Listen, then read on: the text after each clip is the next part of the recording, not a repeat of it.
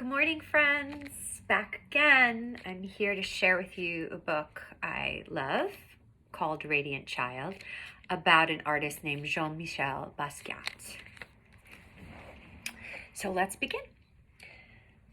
Javaka Steptoe is the author of Radiant Child, also called a cat. Gotta love that. It's always a good sign. And it's called The Story of Young Artist Jean-Michel Basquiat. And I hope you noticed that the book itself is kind of like a work of art, which is fitting since it's about an artist, right? So here is a portrait of Jean-Michel. Also, it's worth noticing, some of you might remember, if you have me as an art teacher, that his signature was often his nickname, Samo, and it has a little C down there, like copyrighted, and sometimes it was just a crown instead, which I'm sure, there it is up there.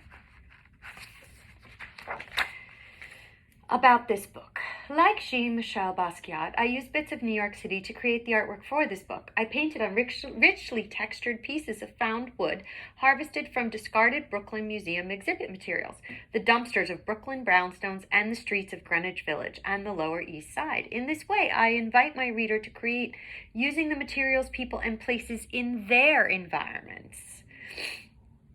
While they will not find reproductions of actual Basquiat artwork in Radiant Child, they will find my original pieces that were inspired by him and my interpretations of his paintings and designs. So, again, we will not be seeing paintings by Jean-Michel Basquiat, but we will be seeing the author's inspired pages instead. Somewhere in Brooklyn, between hearts that thump, double dutch and hopscotch. I think they're playing a game of double dutch there. And there's hopscotching. And salty mouths that slurp sweet ice. Like ice cones, snow cones. A little boy dreams of being a famous artist. A lot going on there.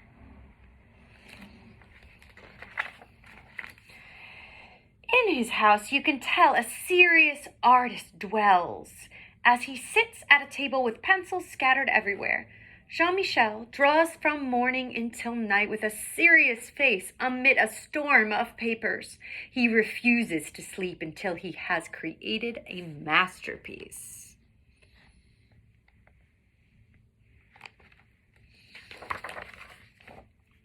At night, images enchant Jean-Michel's mind, and he wakes from his dream to add one more line. His drawings are not neat or clean, nor does he color inside the lines.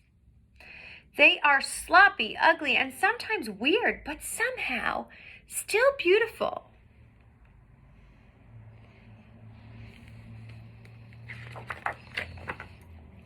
His art comes from his mother, Mathilde, a Puerto Rican woman who sews and designs, cooks and cleans, and makes the house look like a stylish magazine. But most important, she lies on the floor and draws with Jean-Michel on his father's old work papers. So she joins in with him, making art. From her, he learns that art is not only in the poetry books she reads to him or in the theaters and museums they visit. Art is the street games of little children. In our style and the words that we speak, it is how the messy patchwork of the city creates new meaning for ordinary things.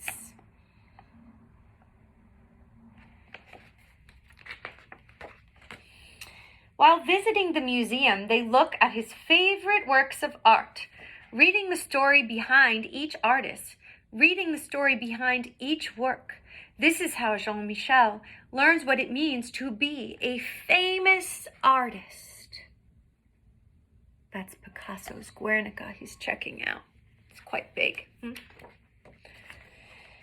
Back at home, he creates art on the floor as his father, Gerard, plays jazz records. Mama Mathilde cooks arroz con pollo and calls Jean-Michel mi amor. The energy and the life of the city can be felt in each line of his drawings.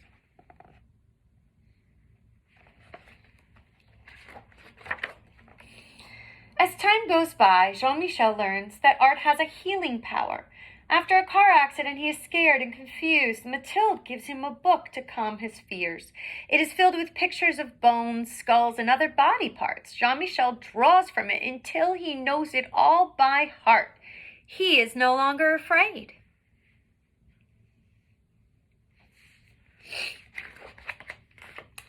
Back at home, Jean-Michel's body heals, but his heart breaks. His mother's mind is not well, and the family breaks. She no longer lies on the floor and draws with Jean-Michel, but sits by the window, singing only to the birds. Jean-Michel is confused and filled with a terrible blues when Mathilde can no longer live at home. There she is. He tries drawing the terrible out of his blues, but things are not the same. As Jean-Michel grows older, he visits his mother when he can, always bringing his artwork to show her, telling her that one day it will be in a museum when I am a famous artist.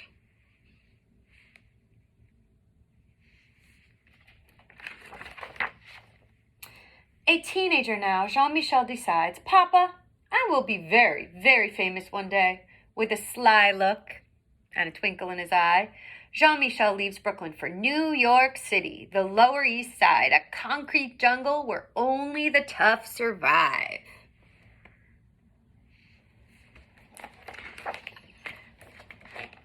During the day, dressed in a green jumpsuit, splattered with paint, Jean-Michel stays with friends, sleeping on couches and floors, leaving a barrage of collages and poem-filled papers everywhere he goes. At night, Jean-Michel spray paints the walls downtown with poems and drawings that catch his eye of artists, gallery goers, and passers-by. Under his art, he signs the name Samo instead of Jean-Michel. Everybody wants to know, who is Samo? Oop.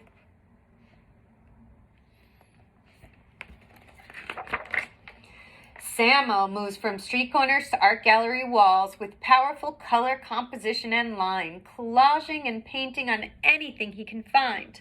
His art is still not neat or clean, and definitely not inside the lines, but somehow still beautiful.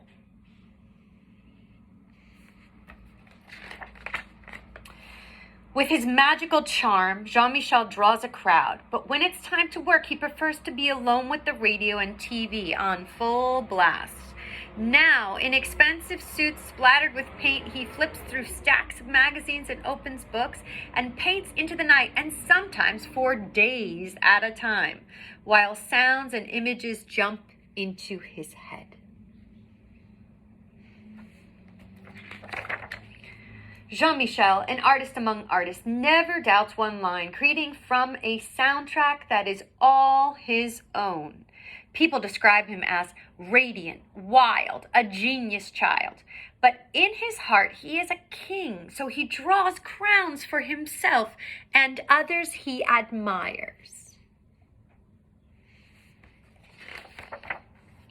A grown man now, with the art world in his hands, Jean-Michel still visits his mother when he can. And at his most important shows, above all the critics, fans, and artists he admires, the place of honor is his mother's, a queen on a throne. He is now a famous artist.